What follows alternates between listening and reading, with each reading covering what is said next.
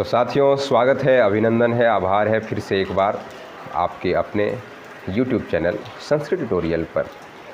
साथियों, आज का हमारा यह वीडियो मुख्य रूप से सीटेट से संबंधित रहने वाला है। अगर सीटेट में आपने लैंग्वेज फर्स्ट और सेकंड के रूप में अगर संस्कृत भाषा का आपने चुनाव किया है या करने वाले हैं तो यह वीडियो आपके लिए उपयोगी हो सकती है। ठीक है, आज हम मुख्य रूप से सीटेट में अपठित गद्यांश से जो प्रश्न पूछे जाते हैं हम उन पर चर्चा करेंगे। हम पिछले वर्ष के कुछ अपठित गद्यांश को देखेंगे और उसको सॉल्व करने का प्रयास करेंगे। इस दौरान हम उन सभी बिंदुओं पर चर्चा करेंगे कि किस प्रकार से जो है हमें अपठित गद्यांश को पढ़ करके उनके प्रश्नों का जवाब देना है, प्रश्नों के प्रकार कितने प्रकार के हो सकते हैं और किन किन क्षेत्र से प्रश्न पूछे जा सकते हैं एक पैसेज के अंदर। हम उन सभी तमाम बिंदुओं पर भी चर्चा करते हुए चलेंगे और हम आपको टेक्निक भी बताएंगे कि किस प्रकार से आप जो है अनसिन पैसेज को अच्छे से अच्छे सॉल्व कर सकें। तो चलिए बिना विलंब किए हुए वीडियो को शुरू कर लेते हैं। दोस्तों, अगर आप हमारे चैनल पर नए हैं तो चैनल को आप सब्सक्राइब कर लीजिए और अपने मित्रों के साथ अधिक से अधिक शेयर कीजिए। आइए शुरू करते हैं। संस्कृत ट्यूटोरियल में आपका हार्दिक स्वागत है। हमारे साथ जुड़ने के लिए आपका कोटि कोटि धन्यवाद। तो साथियों, आप देख पा रहे हैं यह जो प्रश्न पत्र है पिछले वर्ष का है। इसमें लिखा हुआ है अभ्यर्थिनः पंचम भागस्य यानी पार्ट 5 प्रश्नानाम प्रश्न संख्या 121 से 150 के जो प्रश्नों के उत्तर हैं उनके उत्तर देंगे यदि तै संस्कृतम द्वितीय भाषा रूपेण चित्तम। मतलब जो है कहा गया है कि यदि आपने संस्कृत को द्वितीय भाषा के रूप में चुना है तो आप जो है प्रश्न संख्या 121 से 150 के प्रश्नों का उत्तर आप देंगे। और अगर आपने संस्कृत लैंग्वेज को फर्स्ट लैंग्वेज के रूप में अगर आपने चुनाव किया होगा तो आपको 90 से 120 जो है प्रश्न संख्या के प्रश्नों के उत्तर आपको देने होंगे।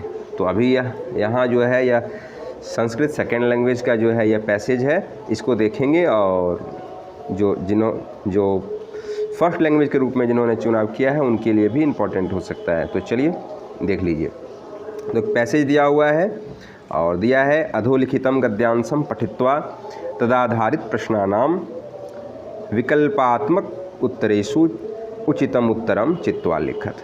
मतलब जो है कि निम्नलिखित जो है गद्यांश को पढ़ करके उस पर आधारित जो प्रश्न 121 से 128 के बीच पूछे गए हैं उनके जो है विकल्प से उसका उत्तर का सही चुनाव करके उत्तर दीजिए। ठीक है, आइए हम प्रश्न पढ़ लेते हैं। पहले पैसे दिया हुआ है वृद्धा पिता स्वपुत्रान कृषि कर्मणः संचालनाय भूयो भूयः प्रेरयति। अर्थात वृद्ध पिता जो है अपने पुत्र को जो है खेती का कार्य करने के संचालन के लिए बार बार प्रेरित करता है, किंतु सर्वेपि अलसाः पुत्रा न शृण्वन्ति। लेकिन सभी आलसी पुत्र जो है उसकी बात नहीं सुनते हैं। एकदा सः वार्धक्य जनितेन रोगेन ग्रस्तः शय्यासीनो जाता है। एक बार वह बुढ़ापे के कारण जो रोग उत्पन्न होता है, मतलब बुढ़ापे में के कारण जहाँ शरीर में बहुत तरह की व्याधियाँ आ जाती है, उस व्याधियों से तरह तरह के रोग से ग्रस्त होकर वह शय्यासीन हो गया, मतलब वह उसने खाट पकड़ लिया।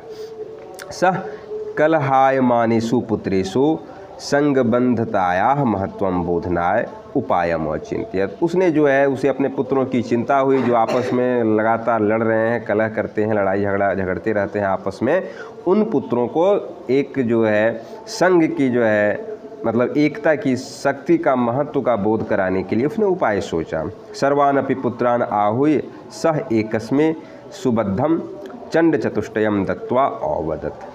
सभी पुत्रों को उसने बुलाकर जो है एक एक को जो उसने सुबद्धम मतलब अच्छे से बंधा हुआ जो है लकड़ी के जो है 4 गट्ठर देकर कहा कि त्वम एनम भंजय, तुम इसे तोड़ दो।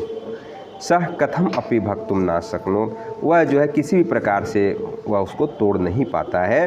तदा अपरः पुत्र तथैव आदिष्ट, फिर दूसरे पुत्र को भी वैसा ही आदेश दिया जाता है। सोपि तदंडश्चतुष्टयम भक्तुम समर्थो न जाता, मतलब वह भी जो है उस चारों दंड के 4 लकड़ी के जो गट्ठर को बनाया गया था उसको तोड़ने में वह समर्थ नहीं हो पाता है। इयमेव दशा अपर द्वयोः पुत्रयोः अपि होवत, यही दशा अन्य 2 और पुत्रों की भी होती है।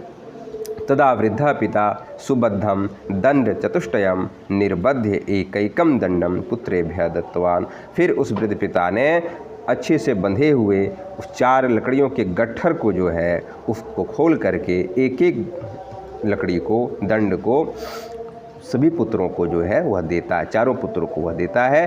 तम दंडम चोटयितुम, त्रोटयितुम होना चाहिए, सर्वान अपि आदिष्टवान, और उस दंड को जो है तोड़ने का जो है आदेश उन चारों पुत्रों को वह देता है। सर्वे पुत्रा स्वहस्तम स्थितम दंडम भंगतुम समर्था भवन, सभी पुत्र अपने हाथ में उस अकेले दंड को तोड़ने में समर्थ हो जाते हैं। तदा पिता कथितवान यदि यूयम पृथक पृथक तिष्ठ तथा कश्चित शत्रु युष्माकम एकेकान विनाशयिष्यति। कहता है तब पिता जो है कहते हैं कि यदि तुम लोग जो है अलग अलग रहोगे तो कोई शत्रु तुम्हें एक एक करके तोड़ देगा, विनाश कर देगा तुम्हारा। यदि यूयम सर्वे मिलित्वा सुबद्धा तिष्ठ तदा कोपि बाह्य जनः युष्मान विनाशयितुम समर्थः न भविष्यति, और यदि तुम सभी जो है मिलकर रहते हो तो कोई भी बाहरी मनुष्य तुम्हारा विनाश करने में समर्थ नहीं हो पाएगा। तस्मात् दिवसात् सर्वेपि चत्वारः पुत्रा स्व स्व विचारान् त्यक्त्वा परस्परं मिलित्वा गृहे वसन। उस दिन से सभी चारों पुत्र अपने अपने विचारों को छोड़कर आपस में मिलकर घर में रहने लगे। पितरम च सेवया स्वस्थम अकुर्वन्, और पिता की सेवा से पिता को उसने स्वस्थ कर लिया। ठीक है, तो ये पैसेज आपने पढ़ लिया। अब आइए जो प्रश्न पूछे गए हैं उस पर ध्यान देते हैं। आवाहनम कृत्वा इत्यर्थे का शब्द अनुच्छेदेस्मिन् प्रयुक्त, अर्थात पूछा गया है कि आवाहनम कृत्वा इस अर्थ में कौन सा शब्द इस अर्थ के लिए प्रयोग किया गया है अनुच्छेद में। मतलब आवाहनम कृत्वा का जो अर्थ होता है इसका सिनोनिम्स पूछा गया है, ऐसा जो शब्द जो इसका प्रयोग अनुच्छेद में किया गया है उसका प्रयोग। तो आप देख रहे हैं कि आवाहनम कृत्वा मतलब बुला करके। तो आपने देखा था कि यहाँ लाइन में दिया हुआ था कि आवाहनम कृत्वा के लिए जो है उसने जो उपाय सोचा तो उसके लिए सभी पुत्रों को बुला करके जो है कहा।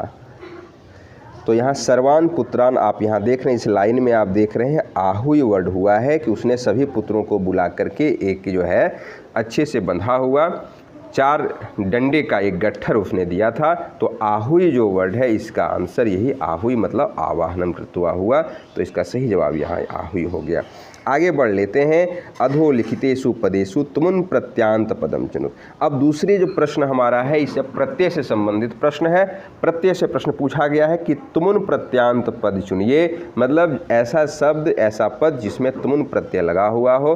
तो हम जानते हैं कि जहाँ तुमुन प्रत्यय लगता है उस शब्द के अंत में तुम, तुम, ठुम या ढुम जो है ये सभी शब्द जो है ये सभी है ना शब्दांश जो है शब्द के अंत में जुड़ते हैं। तुमुन प्रत्यय का प्रयोग जहाँ जिन शब्दों में होता है। ठीक है, तुम हो सकता है, टुम हो सकता है, ठुम हो सकता है और ढूम भी हो सकता है। तो आप देख लीजिए इसमें से कौन सा लगा हुआ है, किस शब्द में ऐसा है। तो आप देखते हैं भंगतुम। भंगतुम न जो है भग्न धातु है मतलब तोड़ने के लिए। तो तीसरा जो इसका जो ऑप्शन है यही सही है इसका, क्योंकि इसमें तुम लास्ट में आपको तुम देखने को मिल रहा है। तो यही सही उत्तर हो गया। ठीक है, आइए तो प्रत्यय से प्रश्न पूछे जा रहे हैं। भुक्त्वा, इसमें जो है अक्त्वा प्रत्यय लगा हुआ है। पित्वा में भी अक्त्वा लगा हुआ है, लिखित्वा में भी अक्त्वा है। एक अकेला जो है भंगतुम जो है इसमें जो है तुमुन प्रत्यय का प्रयोग हुआ है। आशा करते हैं यह आपको समझ में आ रहा होगा। तो पहला आपने देखा कि सिनोनिम्स मतलब समानार्थी जो है शब्द पूछे जा रहे हैं। दूसरा प्रत्यय से प्रश्न बन रहा है। तो प्रत्यय जितने भी हैं उसको आप पढ़ें, प्रत्यय का एक चार्ट बना लें। कौन कौन प्रत्यय हैं, अक्त्वा है, तुमुन है, ल्यप है, अक्त, अक्तवतु, तव्यत, अनियर, सत्री, सानच। आप वीडियो को पॉज करके उसको आप सभी प्रत्ययों के नाम जितना मैंने बताया है उसको आप लिखें और उसके विषय में आप जानकारी प्राप्त करें। हम आने वाले वीडियो में हम जो है प्रत्यय से, संधि से, समास से, तरह तरह के जो है अलग अलग विषयों पर भी हम वीडियो हम बना देंगे आप। इसके लिए आप कमेंट करें, हम बिल्कुल वीडियो बनाएंगे। ठीक है, तो एक था कि प्रत्यय से भी प्रश्न यहाँ पूछे जा रहे हैं। आगे बढ़ते हैं। क्वेश्चन नंबर 123, अधोलिखितेषु पदेषु अक्त्वा प्रत्यांत पदम चिनुत। अब देखिए यहाँ पे क्या पूछा जा रहा है कि नीचे लिखे पदों में अक्त्वा प्रत्यांत, जैसे कि अभी हमने बताया था कि अक्त्वा में क्या क्या है। तो अगर पिछले प्रश्न पर आप ध्यान दिए होंगे तो तुमुन को छोड़कर जितने भी ऑप्शन हैं सब अक्त्वा के ऑप्शन थे। ठीक है, तो अक्त्वा में क्या लगता है, तो सबसे पहले अक्त्वा प्रत्यय का प्रयोग जिस पद में होगा वहाँ पे त्वा लगता है। या तो लास्ट में त्वा शब्दांश जुड़ा रहेगा, या तो ट्वा हो सकता है, या तो ठवा हो जाएगा, या तो फिर ढुआ हो सकता है। तो ये सभी जो है शब्दांश जो किसी भी पद में अगर अंत में लगे हैं तो समझिए कि वहाँ अक्त्वा प्रत्यय लगा हुआ है। तो आप इस प्रकार से कहाँ देख रहे हैं, तो आप देख रहे हैं दत्वा में त्वा लगा हुआ है, मतलब इसी में जो है हमारा जो है अक्त्वा प्रत्यय का प्रयोग हुआ है। ठीक है, अक्त्वा प्रत्यय का मतलब होता है कर या करके। अक्त्वा का मतलब क्या होता है, करके। इसको भी आप नोट कर लें। अब आइए नेक्स्ट क्वेश्चन है, वो क्वेश्चन नंबर 124, पुत्रेभ्य इति पदे अनुच्छेदानुसारेण का विभक्ति। पुत्रेभ्य इस पद में अनुच्छेद के अनुसार में कौन सी विभक्ति लगी हुई है। तो पुत्रेभ्य जो पद बन रहा है वह इसका प्रयोग दो जगह हो रहा है। आप जानते हैं कि यह चतुर्थी और पंचमी के बहुवचन का यह रूप बनता है।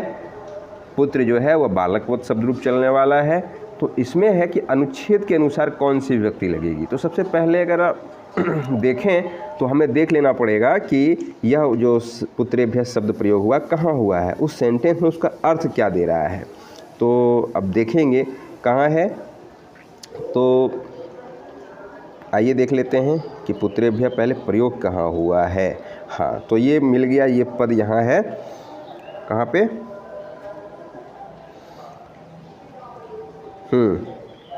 देखेंगे कि तदा वृद्ध पिता सुबद्धम दंड चतुष्टयम निर्बध्य एकैकम दंडम पुत्रेभ्य दत्तवान। मतलब उस वृद्ध पिता ने अच्छी से बंधी हुई चारों डंडे की गठरी को खोल करके एक एक जो है दंड अपने पुत्रों को दिया। तो ये पुत्रों को दिया मतलब पुत्रों के लिए दिया, यानी चतुर्थी विभक्ति का प्रयोग यहाँ हुआ है। तो प्रश्न यही पूछा गया था कि कौन से विभक्ति में है, तो हमें आंसर मिल गया कि चतुर्थी विभक्ति में है। तो हमने अर्थ से इसका विभक्ति निकाला है। ठीक है, तो यहाँ चतुर्थी जो है, जो फोर्थ ऑप्शन है, यही इसका सही आंसर हो जाएगा। ठीक है, आप देख पा रहे हैं ये चतुर्थी विभक्ति इसका सही आंसर हो गया। आइए अगले प्रश्न में बढ़ते हैं। क्वेश्चन नंबर 125, सुबद्धम दंड चतुष्टयम कथम कृत्वा एकैकम दंडम पिता पुत्रेभ्य अयच्छत। कहता अच्छे से बंधे हुए चारों लकड़ियों के गट्ठर को कैसे करके एक एक दंड पिता ने पुत्रों को दिया। कैसे करके दिया था, तो खोल करके दिया था, आप ये जानते हैं। तो ये फर्स्ट ऑप्शन का सही होगा, निर्बंध्य मतलब खोल कर। ओके, तो इसका फर्स्ट ऑप्शन हो जाएगा। यूयम इति पदम कस्मिन पुरुषे अस्ति। यूयम जो है कौन से पुरुष में है या पूछा गया, पुरुष पूछा गया है। तो अभी तक आपने देखा था कि सिनोनिम्स से पूछा गया, समानार्थी शब्द पूछे गए थे। दूसरा प्रत्यय से दो प्रश्न पूछे गए थे। एक विभक्ति यानी कारक आपको पढ़ना है, कारक से भी प्रश्न पूछे गए हैं। और अब पुरुष से प्रश्न पूछा गया है। पुरुष मतलब पर्सन। तो यूयम किस पर्सन में है, तो आप जानते हैं कि यूयम जो है त्वम युवाम यूयम मतलब तुम दोनों, तुम सब।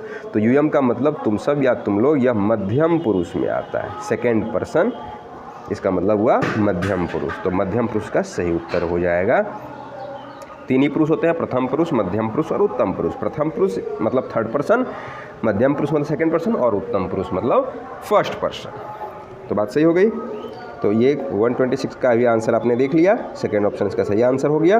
गृहीत्वा इति पदस्य विपरीतार्थक पदम अनुच्छेदेस्मिन् प्रयुक्तः तच्चित्वा लिखत। अब देखिए गृहीत्वा इस पद का विपरीतार्थक पूछा गया। पहला प्रश्न हमारा था कि समानार्थी पूछा गया था, अब विपरीतार्थक यानी विलोम पूछा गया। मतलब गृहीत्वा जो पद यहाँ पे प्रयोग हुआ है इसका विलोम क्या प्रयोग हुआ है। आइए देख लेते हैं विलोम क्या प्रयोग हुआ है। तो गृहीत्वा शब्द का विपरीतार्थक है। तो गृहीत्वा का मतलब होता है ले करके, और उसका उल्टा क्या हो जाएगा, दे करके। तो इसका मतलब त्यक्त्वा छोड़कर। घृत्वा लेकर के, उसका उल्टा क्या जाएगा, छोड़ करके। दृष्टवा का मतलब देकर, संहृत्य का मतलब संहार करके, और त्यक्त्वा जो है, तो इसका त्यक्त्वा जो है इसका विपरीतार्थक शब्द प्रयोग हुआ है। ठीक है, और यह शब्द का प्रयोग कहीं न कहीं अनुच्छेद में भी हुआ है। आप अगर ध्यान से देखेंगे तो लास्ट लाइन में आपको मिल जाएगा इसका उत्तर। देखिए, स्व स्व विचारम त्यक्त्वा, आप देख रहे हैं यहाँ प्रयोग हुआ त्यक्त्वा मतलब छोड़ करके, गृहीत्वा मतलब ले करके, और त्यक्त्वा मतलब छोड़ करके। तो ये एक पैसेज का आपने उत्तर देखा। अगला एक और प्रश्न है, वह क्वेश्चन नंबर 128, स्वपुत्रान भूयो भूयः कः प्रेरयति। अपने पुत्रों को भूयो भूया, भूयो भूया एक अव्यय है जिसका मतलब होता है बार बार, पुनः पुनः। कौन प्रेरित कर रहा है, तो वृद्ध पिता अपने पुत्रों को बार बार प्रेरित कर रहा है, लेकिन उसके पुत्र जो है वह प्रेरित हो नहीं रहे हैं, आपस में लड़ते हैं झगड़ते हैं और अपने पिता का कहना भी नहीं मानते हैं। तो ये बात जो है इसका सेकंड ऑप्शन सही उत्तर है। तो कैसा लगा हमारा प्रयास? अच्छा लगा तो हमारे वीडियो को लाइक कीजिए, दोस्तों के साथ शेयर कीजिए, चैनल को सब्सक्राइब नहीं किए हैं तो सब्सक्राइब कीजिए, और इसी तरह से अपना प्यार और सपोर्ट हमारे ऊपर बनाए रखिए। मिलते हैं अगले वीडियो में, तब तक के लिए नमः संस्कृताय।